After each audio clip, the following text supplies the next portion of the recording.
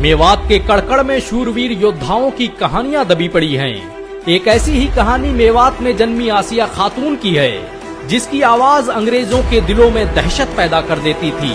अंग्रेजों ने जब उनके शौहर मौलाना इब्राहिम को गिरफ्तार किया तो उन्होंने कहा, मौलाना मर जाना लेकिन इन जालिमों से माफी मत मांगना। आसिया खातून की आलो औलादें देश की आजादी के लिए शहीद हो गईं और देश आजाद भी हो गया। लेकिन अफसोस की बात है कि गैरों ने तो क्या, मुसलमानों ने खुद इस नायिका को भुला दिया। आसिया खातून का जन्म 6 अप्रैल 1918 को हरियाणा के मेवात शहर में हुआ था। ये अलवर के मशहूर आलिम दीन मौलाना इब्राहिम की बीवी थीं। 1930 में जब महात्मा गांधी ने नमक सत्याग्रह आंदोलन की शुरुआत की तो मौलाना इब्राहिम इस आंदोलन को भारत के कोने कोने में पहुंचाने का जरिया बने। मौलाना इब्राहिम की वजह से गुजरात से लेकर दिल्ली तक मुसलमानों की एक बड़ी आबादी ने नमक सत्याग्रह आंदोलन में हिस्सा लिया और जब 5 मई 1930 को अंग्रेजों ने गांधी को गिरफ्तार किया तो उनके साथ मौलाना इब्राहिम और मौलाना हिफ्जुर रहमान सोहरावी जैसे आलिम दीन भी जेल की सलाखों में डाल दिए गए। अंग्रेजों ने दांडी यात्रा के विरोध में 60,000 लोगों को कैद खाने में डाला था और इसमें बड़ी तादाद उन उलमाओं की थी जो भारत के मुसलमानों की रीढ़ माने जाते थे। इन उलमाओं की फहरिस्त में मौलाना इब्राहिम के साथ मुफ्ती किफायतुल्लाह, मौलाना अहमद सईद देहलवी, अताउल्लाह शाह बुखारी, मोहम्मद मियां देवबंदी और मौलाना बशीर अहमद जैसे लोग शामिल थे। मौलाना इब्राहिम की गिरफ्तारी के बाद जब अंग्रेजों ने उन्हें टॉर्चर करना शुरू किया तो लोगों की रूहें कांप गईं। इतिहासकार लिखते हैं कि अंग्रेजों के जुल्मो सितम का ये आलम था कि मौलाना के जिस्म पर खाल भी बाकी न बची थी। ऐसे में अंग्रेजों ने उनके सामने शर्त रखी कि अगर वो माफी मांग लेते हैं और दोबारा आजादी के किसी आंदोलन में हिस्सा नहीं लेते हैं तो उन्हें आजाद कर दिया जाएगा। देश में बहुत से लोग ऐसे भी हैं जिन्होंने मौत के खौफ और अंग्रेजों की चाटुकारिता में माफीनामे लिखे, लेकिन ये एक मौलाना का ज़र्फ था कि जिनका जिस्म तो अंग्रेजों के हंटर से बेजान हो गया, लेकिन उसने अंग्रेजों के सामने अपना सर न झुकाया।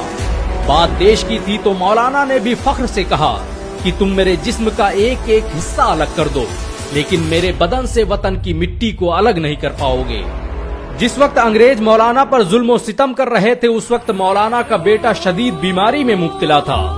जब अंग्रेजों के इस मुतालबे की खबर आसिया खातून के पास पहुंची तो उन्होंने अपने शौहर मौलाना इब्राहिम को पैगाम भेजा कि मौलाना से कह दो कि वो अपने बेटे की फिक्र न करें। जो कुछ होता है अल्लाह की मर्जी से होता है और जो कुछ होगा वो अल्लाह की मर्जी से होगा।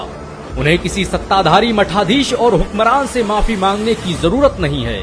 आसिया खातून की ये वो आवाज थी जिसने अंग्रेजों की नींदें हराम कर दी और फिर विद्रोह का एक सिलसिला चल निकला और आंदोलन के विरोध में बंद हर इंसान ने अंग्रेजों से माफी मांगने से इनकार कर दिया।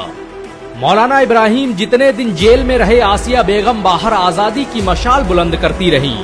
उन्होंने मेवात और उसके इर्द गिर्द की महिलाओं को शिक्षित करने और उन्हें जंगे आजादी में शामिल होने के लिए तैयार किया।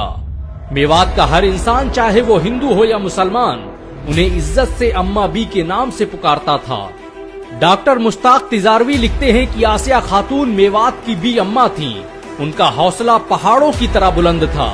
वो भारत की आजादी के लिए पूरे जोश और जुनून के साथ मैदान में उतरी और हर कठिन समय में अपने शौहर के साथ खड़ी रही।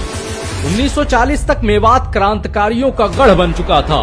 आजाद हिंद फौज से लेकर देश के बड़े बड़े नेता मेवात में ही अपना डेरा जमाए हुए थे। खुद बॉलीवुड स्टार शाहरुख खान के नाना और आजाद हिंद फौज के जनरल शाहनवाज खान अक्सर मौलाना इब्राहिम से मिलने मेवात आते रहते। आसिया खातून खुद आगे बढ़कर उनकी खिदमत की जिम्मेदारियां निभाती।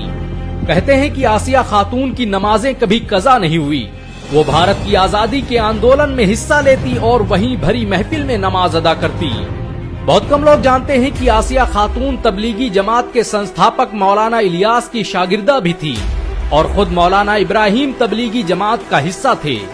मेवाती महिलाओं में तबलीगी जमात को पहुंचाने का काम आसिया खातून ने ही अंजाम दिया था। आसिया खातून ने भारत की आजादी के लिए जो किया वो आज तक कोई नहीं कर पाया। उन्होंने मेवात में महिलाओं के कई संगठन बनाए और घर घर जाकर क्रांति की मशाल को जलाने का काम किया। आसिया खातून के माँ बाप का साया बचपन से ही उठ गया था, लेकिन वो मेवात के लाखों लोगों के लिए माँ बाप का दर्जा रखती थी। आजादी के बाद भारत में जब फसादात का दौर शुरू हुआ तो उसने आसिया खातून को तोड़ कर रख दिया और ये जख्म ताउम्र उनके साथ जिंदा रहा। देश के लिए अपना सब कुछ कुर्बान कर देने वाली इस महान वीरांगना को यकीन नहीं हो रहा था कि जिस देश के लिए उसने इतनी कुर्बानियां दी हैं, उस देश के लोगों को धर्म की बुनियाद पर कत्ल किया जा रहा है। आसिया खातून आजादी के बाद भी कई सालों तक जिंदा रहीं। उन्होंने हजारों बेघर मुसलमानों को विस्थापित करने का काम किया और जब आजादी के बाद उनके पति मौलाना इब्राहिम मेवात के एमएलए बने तो उनके साथ समाज सेवा में लग गई। 18 दिसंबर साल 1995 को 78 साल की उम्र में उनका इंतकाल हो गया। आसिया खातून ने अपनी पूरी जिंदगी देश की अस्मिता, अखंडता और सुरक्षा के लिए कुर्बान कर दी, लेकिन ये अफसोस की बात है कि गैरों ने तो क्या, खुद मुसलमानों ने इस महान नायिका को हमेशा के लिए भुला दिया। असदुद्दीन वैसी ने पिछले साल आसिया खातून की फोटो को ट्वीट करते हुए लिखा था कि आज हम आजादी की नायिका अम्मा बी आसिया को याद कर रहे हैं, जिन्हें लोगों ने भुला दिया है। अगर आप ये वीडियो देख रहे हैं तो आपसे गुजारिश है कि इस वीडियो को लाइक और शेयर जरूर करें ताकि आजादी के इस गुमनाम चेहरे को फिर से जिंदा किया जा सके। अगर एक मुसलमान होने के नाते आपको गर्व महसूस हुआ हो तो इस वीडियो को लाइक और शेयर जरूर करें। ऐसी और वीडियो को देखने के लिए हमारे चैनल को सब्सक्राइब करें, घंटा जरूर दबाएं।